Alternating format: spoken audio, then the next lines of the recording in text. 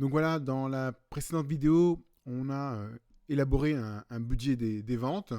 Donc voilà, on en est là, on s'est intéressé donc qu'à la première étape, c'est-à-dire qu'on s'intéresse ici qu'au flux physique. On ne se pose pas les questions de savoir comment la facture a été réglée. On ne s'occupe pas du mode de règlement, on s'occupe seulement de la naissance du flux physique. Donc ici, c'est le flux physique sortant. Donc maintenant, on va passer à l'étape suivante, enfin toujours dans la première étape, pardon, on est toujours dans la première étape, hein, mais on va s'intéresser au flux physique entrant. Donc le flux physique entrant, ici, donc ça correspond donc à l'ensemble des achats, donc ça permet de déterminer le budget des achats au pluriel, hein, c'est-à-dire les denrées périssables, non périssables, les investissements, les autres approvisionnements, l'énergie, enfin voilà, tous ces consommables et autres qui vont être pris en considération ici, à travers notre petit exercice simplifié. Donc allons-y. Donc voilà, donc notre budget des achats ici, donc j'ai déjà rentré les intitulés hein, en fonction de ce qu'il y avait dans l'énoncé. Donc par un souci de simplification, je vais virer cette image-là pour laisser la place. Alors je 2 secondes, hop, on vire l'image, je ne vais pas la supprimer, je vais juste la décaler. Voilà, hey. J'ai dit que tu te décales là. Là, tu bouges plus. Je monte celle-ci, hop, je reviens pour avoir l'entièreté de l'énoncé, la budget des achats, voilà.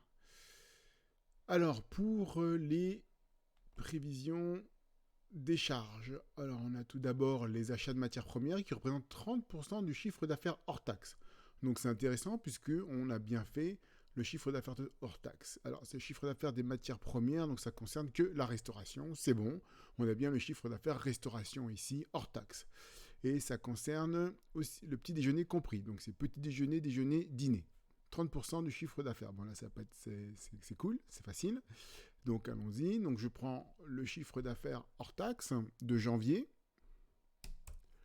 Alors, le chiffre d'affaires hors taxe de janvier, 128 836. Donc c'est la cellule C11.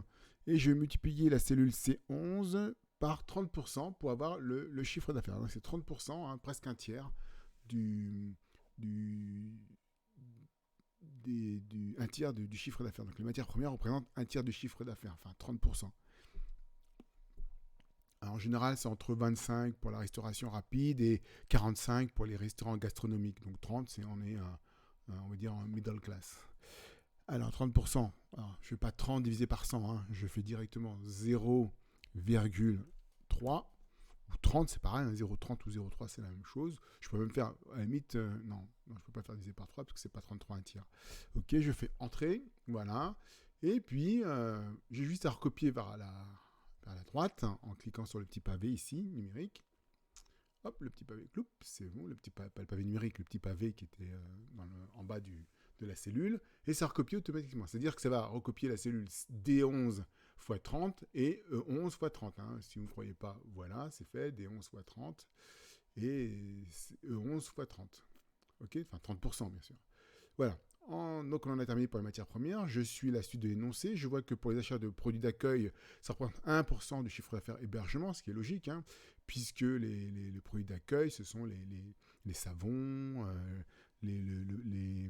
tous les produits qu'on trouvera dans la salle de bain, hein, rampe de chambre, claquettes, enfin, bon, tout ce qu'on va trouver dans la chambre et la salle de bain. Et hors petit déjeuner, ok, on l'avait bien compris, puisqu'on l'a pris en compte dans les achats de matières premières. Donc ici, pareil, je reprends le chiffre d'affaires, mais attention, je prends cette fois le chiffre d'affaires hors taxe et hébergement. Donc ici, c'est la cellule C6, 30 000, voilà, que je multiplie par 1%. Donc 1%, c'est 0,0, aïe, 0, voilà, 0,1, ça fait 1%, 1%, et je fais entrer. Et là, je recopie pareil sur la droite. Alors, il faut que je fasse gaffe, c'est parce que les montants me surprennent là. Ils sont surprenamment. Ouais, mais comme c'est le chiffre d'affaires, c'est bon. Oui, j'avais un petit doute parce que je n'ai pas utilisé le nombre de jours par mois, 31, 28 et 31. Mais c'est normal puisque je prends le chiffre d'affaires et que ce chiffre d'affaires prend déjà en compte le nombre de jours pour chaque mois. Donc, c'est correct. Et puis effectivement, ça représente 30% du chiffre d'affaires. 1%, généralement, c'est entre 2 et 4. Là, il est un peu bas, le produit d'accueil, mais bon, voilà, c'est l'énoncé. On va le garder comme ça. Ensuite, pour les autres achats et charges externes, qu'est-ce qu'on nous dit, hein? On suit l'énoncé au fur et à mesure, on lit les consignes et on applique les consignes, hein. Donc les achats et autres achats, charges externes, diverses sont de 30 000. Alors on donne directement les montants. Donc là, c'est juste du recopiage. Donc je recopie. Donc j'ai 30 000 égale. Je ne mets pas la peine de mettre égal, hein, parce qu'il n'y a pas c'est pas une formule, hein. Il n'y a pas de calcul à faire ici. Donc 30 875. Ok. Ensuite, j'ai 32 212. Voilà. Entrée. Ah, d'à côté. Et puis la dernière cellule, c'est 33 493. Voilà. Très bien. La suite, a priori, ce sont... c'est tout. D'accord, c'est tout. Donc là, je me suis occupé que des flux physiques, hein, c'est-à-dire la naissance des charges. On a fait des achats. Voilà, ces charges sont rentrées dans l'entreprise. Hein, ça rentre dans le compte de résultat au niveau des charges. Voilà, c'est ça. Et je fais donc le total comme j'ai fait pour les... Non, je vais l'écrire, hein, je vais pas faire mon feignant. Allez, juste pour montrer que ça marche aussi comme ça. Hop, boulette. Ici, voilà. Donc j'écris, je fais la somme donc, de mes colonnes. Donc égale, somme. Alors, j'aurais pu utiliser le sigma, hein, mais je voulais vous montrer que ça marchait aussi comme ça, hein, pour travailler les compétences transversales. Donc somme des trois. Donc je sélectionne ma plage de cellule et je ferme la parenthèse. Je ferme la parenthèse. Je vais fermer la parenthèse. Je fais entrer. C'est bon. Ça fait 69 832. Je recopie vers... Voilà. Et comme je veux uniquement... je veux le total achat hors taxe. Donc ici, je vais multiplier, diviser donc mes achats par 1 plus le taux, parce qu'on partait du principe que tout était à 10%. Ouais, je l'ai vu dans l'énoncé, il y était déjà. Hein, c'était bien 10%. Divisé par 1,1. Voilà. Et je recopie. Et voilà. Donc a priori, je ne suis pas trompé. Voilà, on a fait le budget des achats. Ah ben il y a le budget des investissements qui a été séparé de celui des achats. C'est peut-être à cause de la TVA, hein, qui est différente. Donc effectivement, il vaut mieux les faire séparément. Donc là, le budget des achats, des investissements, on a acheté un piano. Alors je ne pense pas que ce soit un piano qui joue de la musique, hein. Je pense que c'est plutôt une gazinière ou une grosse cuisinière. Je crois que le terme technique, c'est piano en hôtellerie-restauration. Il est où ce piano? Le piano, pianissimo, piano. Ah, le voilà. Donc, je ne suis pas encore occupé. Là, effectivement, on voit qu'il y a des fournisseurs. Ça, je m'en occuperai que dans le budget des décaissements. Je ne m'occupe pas de là. Ici, je m'occupe que de la naissance des flux au moment où ils sont arrivés. D'accord? Donc là, le piano qui a été acquis et mis en service en janvier, il est payé intégralement en février. Donc là, je ne veux pas m'occuper de mettre le montant en février pour ne pas casser mon organisation. Je veux juste constater qu'on a mis en service en janvier le piano. Donc pour un montant de 19 806,20. Donc le piano, je constate l'arrivée du piano, 19 000, hein, c'est ça, 19 806,20.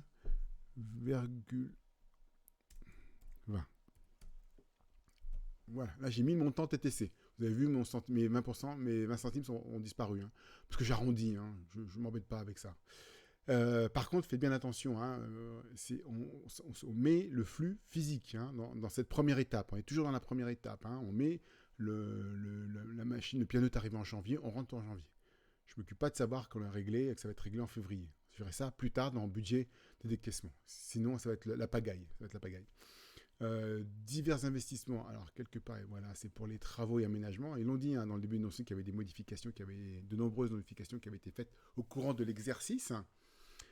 Alors ici, c'est des montants divers, s'élèvent à payables en janvier, financés par emprunt, remboursables trimestriellement, dont le premier versement s'effectuera en avril N.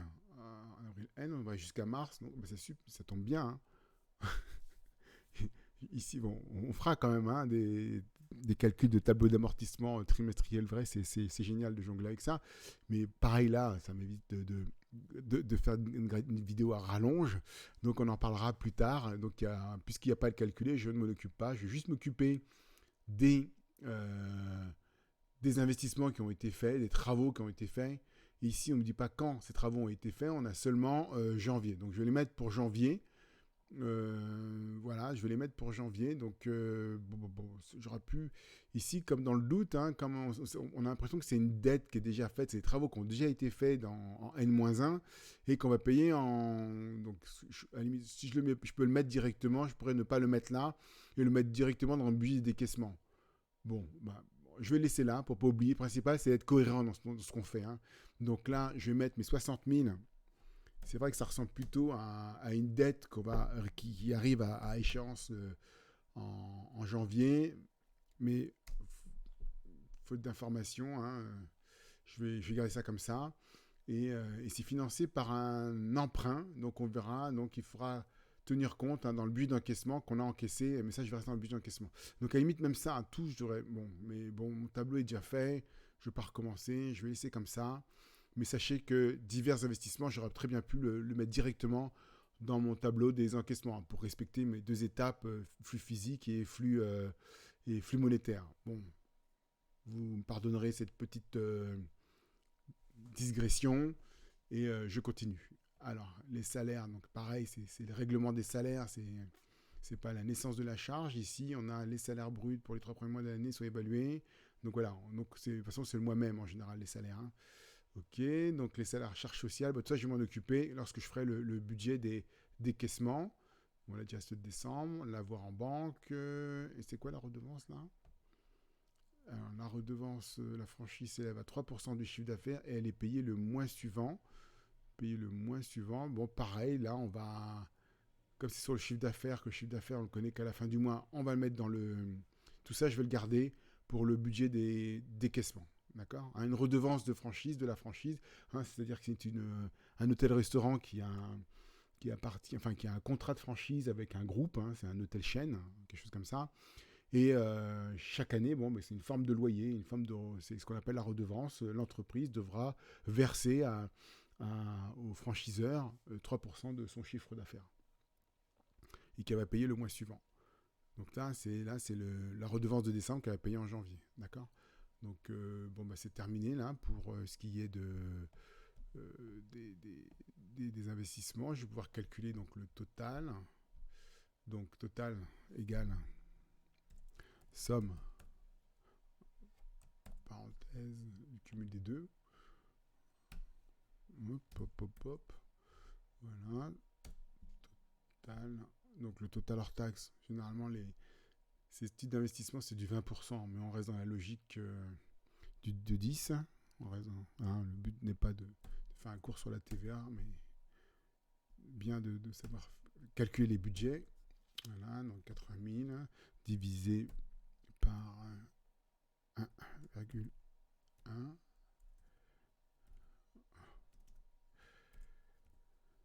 Voilà, on n'a rien en janvier, rien en février. Je vais pouvoir passer au budget de TVA maintenant. Alors, le budget de TVA, c'est vrai que je n'en ai pas parlé dans ma première explication pour ne pas l'alourdir. Hein, dans ma démarche budgétaire, je n'ai pas du tout parlé de la TVA pour ne pas l'alourdir. Maintenant qu'on y est, on est en présence, si je pense que c'est le bon moment d'en parler. Donc, on appelle la TVA collectée, c'est la TVA que l'on collecte sur les ventes. Donc, cette TVA collectée, comment on va la déterminer? Mais puisque l'on connaît le montant hors taxe de nos prestations, ici, restaurant et hébergement, et que l'on sait que ça représente 10% du chiffre d'affaires, que le montant de TVA est de 10%, on va tout simplement faire la somme des chiffres d'affaires hébergement et restaurant, et on va multiplier par 10%. Ou encore, ce qu'on peut faire, on peut faire la différence entre les TTC et les hors taxes aussi. Hein. Donc je prends une méthode plus orthodoxe, c'est-à-dire de faire la somme des cellules représentant le chiffre d'affaires hors taxe hébergement plus le chiffre d'affaires restauration hors taxe, c'est-à-dire donc la cellule. Alors c'est où? Voilà, la cellule pour janvier, c'est la cellule C6, donc 30 538, plus la cellule C11, qui représente le chiffre d'affaires restauration hors taxe 128 837. Je ferme la parenthèse. Voilà, ça donne mon chiffre d'affaires global, total, que je multiplie donc ici juste par 10%, puisque c'est déjà le montant hors taxe. Si ça avait été TTC, il aurait fallu que je divise par 1 plus le taux et que je remultiplie par 10%. Et 10%, je ne fais pas 10 divisé par 100, mais je fais tout simplement 0 divisé par 1. Ou 0,10 si vous préférez. Voilà, donc ça a été fait pour la TVA collectée. J'ai plus qu'à glisser vers la droite pour que ça se fasse automatiquement pour février et mars. Je prends le même raisonnement pour les TVA sur biens et services, donc le budget des achats, donc égal. C'est-à-dire ici, il n'y a qu'un seul montant, c'est celui, total des achats, multiplié par 10%.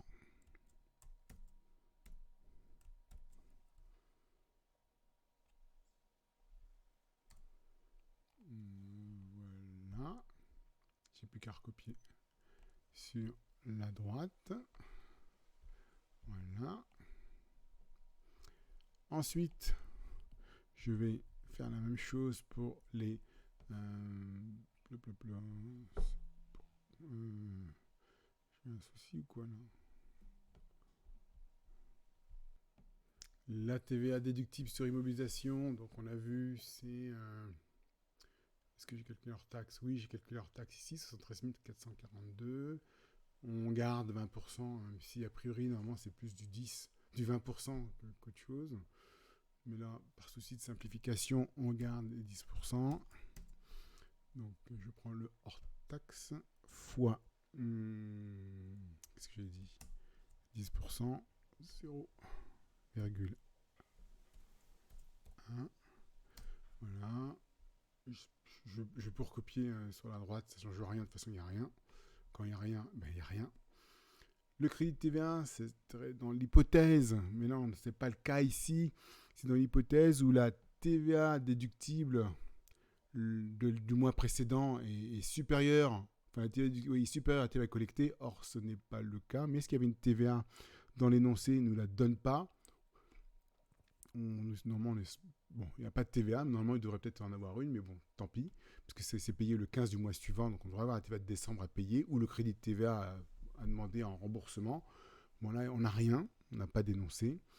Ce qui fait que la TVA due à l'État pour le mois de janvier, qui sera réglé le 15 février, il s'agit ici, donc c'est égal. Ça correspond donc à la TVA collectée, ce qu'on collecte sur les ventes. On est juste un intermédiaire. L'entreprise collecte la TVA sur les ventes. Par contre, l'État lui permet de déduire la TVA donc déductible qu'elle a eue sur ses achats. Et donc le différentiel, c'est ce qu'on va devoir rendre à l'État. On est juste des collecteurs d'impôts. Alors, donc la différence, voilà, entre la TVA collectée moins les TVA déductibles. Donc, comme j'en ai soit, bon, je peux faire ça, puis encore refaire moins, ça, c'est pas choquant. Voilà. Et ça, je recopie donc sur la droite, puisqu'il va procéder de la même manière pour février et mars. Donc voilà, on a des TVA dus au mois M qui devront être payés le mois suivant. Donc là, vous avez vu, même là, dans le raisonnement, j'ai raisonné comme si c'était un flux physique. Je ne m'occupe pas de savoir à quel moment on va payer. Je calcule la TVA au moment de sa naissance. Au moment où cette TVA due naît, je calcule pour le mois de janvier, pour le mois de février, pour le mois de mars. Je ne m'occupe pas du règlement de cette TVA pour le moment. C'est qu'après, c'est au moment, dans l'annexe 2, au moment de l'élaboration du budget de trésorerie, à travers le budget des encaissements et le budget des décaissements, que je vais m'intéresser au mode de règlement, à l'entrée des flux financiers. Donc là, dans un seul et même tableau, on a regroupé le budget d'encaissement, ensuite le budget de décaissement, puisque le budget de trésorerie, c'est la synthèse des deux qu'on trouvera donc ici. Voilà, je vais arrêter la vidéo là pour l'histoire de longueur, et donc on va terminer donc sur le budget de trésorerie dans une autre vidéo, dans la 3e.